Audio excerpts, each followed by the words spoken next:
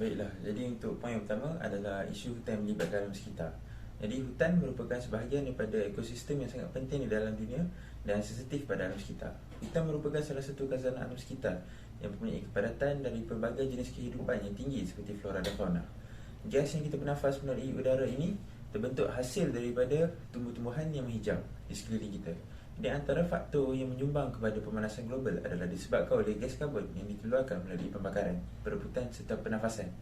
Sebagai contoh, pembalakan haram merupakan aktiviti penebangan hutan yang menyalahi undang-undang serta peraturan yang telah ditetapkan oleh pihak berkuasa kerajaan. Antara faktor berlakunya pembalakan haram adalah disebabkan permintaan kayu-kayu yang tinggi bagi pelbagai tujuan, pembinaan kawasan baru seperti rumah dan juga lain-lain. Antara kes pembalakan haram yang berlaku di Malaysia adalah di Kelantan. Pengarah Jabatan Perhutanan Negeri Kelantan, Abdul Halim Abu Samah, berkata sepanjang tempoh PKP, pihaknya mengesahkan sebanyak 23 kes pencerobohan hutan simpan kekal, terutamanya di Gua Musang, Kuala Krai dan Machang. Beliau berkata hutan simpan kekal di Ulusat, Machang seluas 14,710 hektar adalah kawasan yang kerap diceroboh pembalak haram kerana di situ dikatakan mempunyai lebih 1,000 spesies kayu bermutu tinggi seperti balau, balau merah, cengal dan merbau yang boleh mencapai harga sehingga 1,500 1 meter padu. Baiklah, untuk poin yang kedua adalah isu air yang melibatkan alam sekitar. Jadi pencemaran air adalah satu situasi di mana sifat air tersebut telah berubah dari segi kandungan ataupun warna disebabkan oleh bahan pencemar.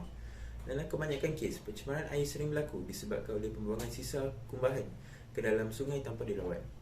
Contohnya seperti pembuangan sampah ke dalam sungai, pelepasan sisa toksik daripada kilang ataupun pengaliran baja kimia oleh industri pertanian. Antara kes pencemaran air yang sering berlaku di Malaysia adalah di negeri Selangor. Tahun 2020 telah menyaksikan Selangor melalui 9 pencemaran sumber air mentah dan 8 kali gangguan bekalan air menjejaskan sebahagian besar pengguna di negeri Selangor dan juga di Lembah Kelang. Perkara yang sudah menjadi kebiasaan adalah orang ramai menyingsing dengan baju untuk mengangkut air bagi kegunaan harian. Acap kali berlakunya gangguan bekalan. Ada juga pihak yang menggunakan sungai-sungai di negeri ini dan sewenang-wenangnya untuk melupuskan sisa buangan termasuk sisa buangan berjadual. Baiklah, untuk poin yang ketiga adalah isu pengurusan sisa pepejal yang melibatkan alam sekitar. Jadi sisa pepejal atau semua jenis sampah yang dihasilkan oleh aktiviti manusia adalah bahan yang tidak berguna dan tidak lagi diperlukan. Antara kes pengurusan sisa pepejal yang berlaku di Malaysia adalah terjadi kebocoran tapak sisa pepejal di Langkawi UNESCO Global Geopark sehingga mencemar Sungai Kilim, dan ia merupakan satu peristiwa yang menyedihkan tetapi turut membawa pengajaran yang penting kepada kita semua. Di pengurusan sisa pepejal menjadi isu utama pencemaran alam sekitar sejak negara mencapai kemerdekaan dan membangun dengan pesat. Pepejal juga dapat mempengaruhi keindahan sesuatu kawasan dan memberi kesan langsung kepada manusia kerana boleh menyebabkan penyakit. Jika kita masih ingat, sejak awal tahun 1980-an, Bandaraya Utama Negara termasuk Kuala Lumpur berdepan dengan isu kritikal mengenai pengurusan sisa pepejal. Jumlah sisa pepejal di beberapa tapak pembuangan dilaporkan menjadi seperti bangunan puluhan tingkat. Pencemaran air sungai menjadi serius dan kawasan penempatan berhampiran diganggu oleh bau busuk yang menjijikkan. Jadi sungai di Lembah Kelang dilaporkan sudah menjadi tempat buangan sisa domestik sehingga setiap minggu pihak berkuasa tempatan terpaksa membelanjakan dana yang besar untuk mengangkut ratusan tan sampah sarap dari dalam sungai untuk dilupuskan. Jadi itu sahaja daripada saya. Seterusnya, isu penggunaan tenaga yang melibatkan alam sekitar. Elektrik merupakan komponen terpenting dalam kehidupan dan kesinambungan hidup manusia hari ini. Hari ini, manusia memerlukan tenaga elektrik seperti sistem pencahayaan, sistem penyamak udara, sistem peralatan motor, sistem komunikasi dan sistem lain yang terdapat dalam sebuah bangunan memerlukan sumber tenaga elektrik. Kurangnya sumber tenaga elektrik memberi kesan besar kepada kehidupan kita kerana fungsinya yang penting. Penggunaan elektrik yang tidak cekap semestinya memberi kesan kepada alam sekitar dan manusia. Penggunaan elektrik yang cekap harus dididik kerana ia dapat menjimatkan wang dan membantu mengurangkan kesan buruk kepada alam sekitar. Seterusnya, penggunaan tenaga yang cekap dan optimal ini adalah pilihan yang terbaik untuk menjimatkan kos kehidupan seharian dan mengurangkan pelepasan gas karbon dioksida. Seperti kita sedia maklum, dunia sedang berhadapan dengan dua cabaran utama, iaitu bekalan tenaga yang berkurangan dan kesan buruk aktiviti manusia kepada alam sekitar. Kebergantungan pertumbuhan ekonomi sebuah negara tentunya amat tinggi kepada sumber tenaga. Oleh yang demikian, kebijaksanaan kita untuk mengawal dan mengurangkan pergantungan kita kepada sumber tenaga amat baik. Seterusnya, kekurangan bekalan tenaga akan menyebabkan harganya melambung tinggi. Sumber semula jadi ini perlu dihargai dan dipelihara kelestariannya agar kesejahteraan generasi akan datang. Seterusnya, cadangan untuk mengekalkan kelestarian dalam alam sekitar saya pecahkan kepada 3, iaitu sebagai rakyat, sebagai kerajaan, sebagai syarikat besar atau kecil. Yang pertama, sebagai rakyat kita harus mengelakkan pencemaran alam dan mengamalkan kitar semula. Hal ini kerana kesedaran ini akan melestarikan alam sekitar agar lebih sihat dan lebih tahan untuk generasi akan datang. Seterusnya, kerajaan harus memperkasakan undang-undang sedia ada untuk mengambil tindakan yang serius kepada mereka yang mencemarkan alam sekitar. Kerajaan juga harus memperkasakan kempen kesedaran mengamalkan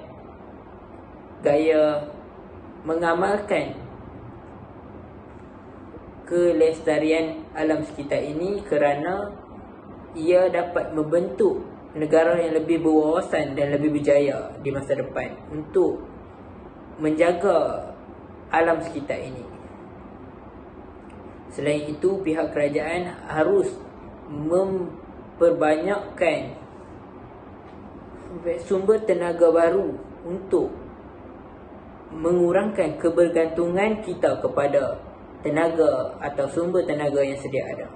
Selain itu, syarikat-syarikat kecil ataupun besar harus bertanggungjawab dengan tidak melepaskan sisa-sisa atau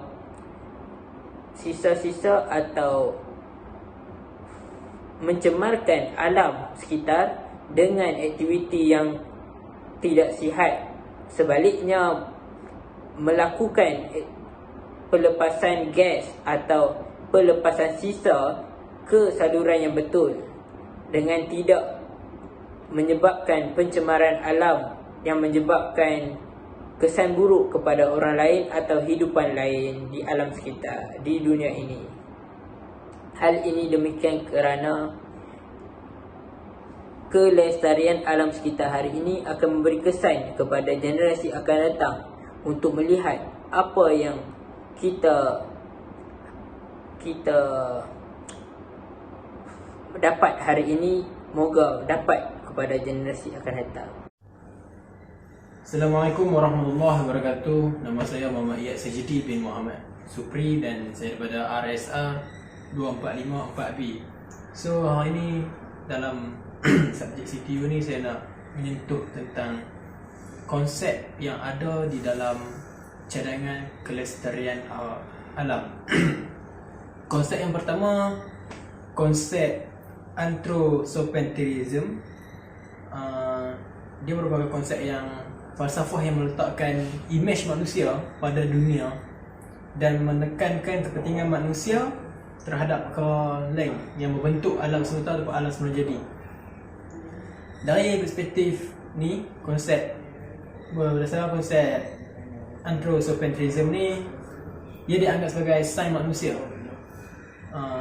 Contoh, seorang yang bertanggungjawab ke atas semua tindakannya, seperti budaya, masyarakat, falsafah atau sejarah sekalipun, dia tetap bertanggungjawab atas semua tindakan ini.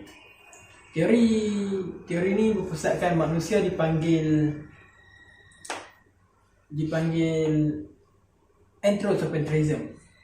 Oleh itu, percaya bahawa kepentingan manusia memerlukan perhatian yang lebih daripada semua perkara lain. Selain itu, lelaki menjadi sasaran segala kejadian di dunia ni berbanding dengan wanita. Menurut sudut pandangan falsafah, konsep ini ia berdasarkan ilusi yang dicadangkan oleh ahli falsafah Yunani Protagoras, tak silap saya, yang menyatakan bahawa individu adalah ukuran bagi semua perkara. Konsep ini lebih menekankan terhadap seorang individu yang bertanggungjawab untuk semua perkara di alam semula jadi, alam semesta ini. Okey, seterusnya kita kepada konsep yang kedua, iaitu konsep autotelism.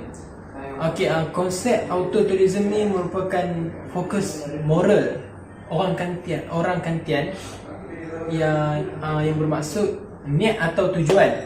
Motivasi moral ni bermaksud tugas demi tugas dan bukannya kecenderungan ataupun kepuasan diri individu kita. Bukannya kita fokus untuk puaskan diri kita terhadap alam sekitar. Ini adalah merupakan tugas yang kita perlu buat untuk alam, untuk melestarikan alam kita. Tidak ada kebaikan tanpa syarat, kerana orang baik sentiasa bertindak atas dasar kewajipan ditentukan oleh golongan penting, termasuk kemanusiaan ataupun penghormatan dan rasionalisasi. Moral kewajipan adalah falsafah etika Kant. Okey, teori etika Kant adalah berdasarkan deontologi yang memberi tumpuan kepada moraliti tingkah laku sambil mengabaikan tingkah laku. Ini adalah mutlak, kerana moral sesuatu tindakan tidak bergantung pada konteks di mana ia berlaku. Ini bermakna menurut Kant, lakukan perkara yang betul walaupun ia membuat anda tidak gembira. Menyatakan kita tidak, dalam konsep ini menyatakan kita tidak perlu membuat satu kerja atas rasa diri kita, atas kepuasan diri kita. Sebab ini merupakan, berdasarkan teori ini, ia merupakan tugas yang setiap manusia perlu buat. Seperti awal-awal yang disebut, motivasi moral ni adalah tugas demi tugas. Okey, seterusnya kita berada di konsep biocentric individualism, iaitu konsep yang terakhir bagi pembentangan saya. Biocentric individualism ni adalah pusat semua makhluk yang diciptakan oleh Tuhan kita, iaitu Allah SWT, seperti manusia, haiwan, tumbuh-tumbuhan dan juga alam semula jadi di sekeliling kita. Dan individualism biocentrik ni ialah sikap manusia yang menekankan kepentingan bertanggungjawab terhadap alam semula jadi, kepada haiwan dan juga tumbuh-tumbuhan. Kepentingan menjaga alam ni kerana kehidupan bergantung pada hubungan semula jadi ataupun rantaian tumbuhan dan juga haiwan. Ini kerana ciptaan Tuhan Allah SWT, di mana pokok menghasilkan oksigen untuk manusia terus hidup. Pada pandangan sains yang merujuk kepada aktiviti pokok, iaitu fotosintesis yang menghasilkan oksigen, dan kita sebagai manusia mengeluarkan karbon dioksida untuk dia melakukan fotosintesis. So ini berhubung. So ini yang dikatakan rantaian kita terhadap tumbuh-tumbuhan dan juga haiwan. Seterusnya yang kedua, menjaga alam sekitar sangat penting kepada kehidupan makhluk yang dicintai oleh Allah. So orang yang menjaga alam semula jadi, menjaga alam semesta, maksud saya orang yang menekankan kepentingan untuk mencintai alam semula jadi adalah orang yang dicintai oleh Allah SWT. Namun manusia yang tidak bertanggungjawab akan memusnahkan ciptaan Tuhan. Di samping itu, Al-Quran juga menyebut tentang perlindungan alam, dan orang Islam akan mendapatkan ganjaran jika kita menjaga alam semula jadi. Dan itu saja daripada saya. Sekian, wabillahi taufiq wal hidayah. Assalamualaikum warahmatullahi wabarakatuh. Assalamualaikum, nama saya Muhammad Abdul Rafiq bin Zamri. Hari ini saya akan menerangkan tentang konsep deontologi. Deontologi berasal daripada bahasa Yunani iaitu dientos yang bermaksud diharuskan atau diwajibkan, dan lodge yang sinonim dengan kajian. Deontologi juga berasal daripada bahasa Yunani yang bermaksud tanggungjawab atau kewajipan peribadi. Teori tersebut menyatakan bahawa nilai moral tingkah laku tidak boleh dinilai berdasarkan keputusannya kerana ia tidak jelas dan hasilnya tidak dapat ditentukan apabila keputusan dibuat. Ahli falsafah British Jeremy Bentham yang bertanggungjawab merumuskan idea tersebut menyatakan bahawa deontologi adalah sebahagian daripada etika normatif. Ini bermakna setiap profession, industri atau bidang profesional yang mempunyai pergigian sendiri menunjukkan tanggungjawab setiap orang.